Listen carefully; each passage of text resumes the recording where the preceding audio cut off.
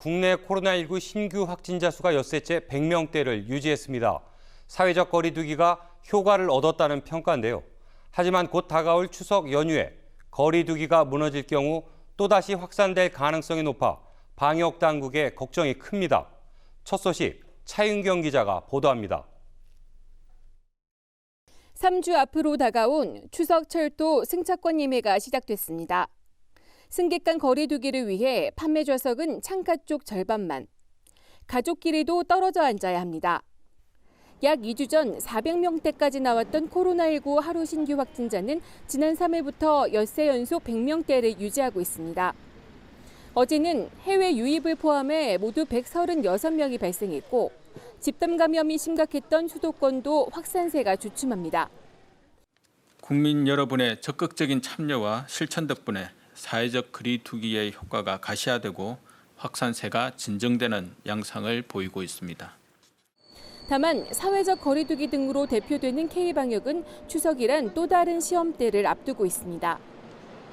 정부는 추석 때 고향 친지 방문과 성묘 등을 위한 이동을 자제해달라고 계속해서 당부하고 있는데 이를 위해 명절 때마다 시행하던 고속도로 통행료 면제도 이번엔 하지 않을 것으로 보입니다. 올해 추석에 한해서는 예년의 명절 풍경과는 많이 다를 것입니다. 거듭 희망하기는 내년 추석 이전에 최대한 안전하고도 효과적인 코로나19 백신이 확보되어서 수도권의 2.5단계 거리두기 종료까지 일주일도 남지 않은 시간. 조치를 완화할지 재연장할지 여부도 이번 주말쯤 발표될 예정입니다. OBS 뉴스 차윤경입니다.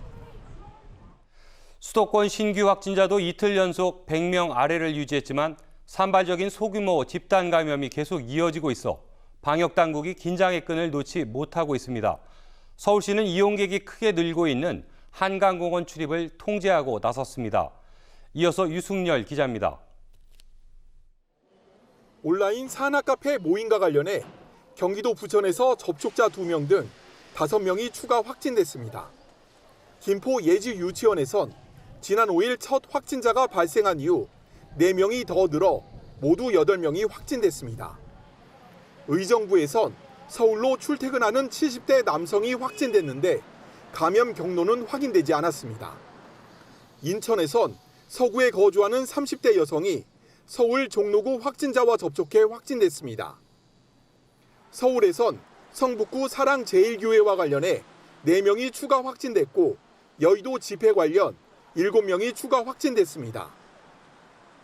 영등포구의 법당에서도 12명이 집단 감염되자 서울시는 불교 천주교에서도 대면 법회와 미사 중단을 강제화하는 법안을 정부에 촉구하기로 했습니다.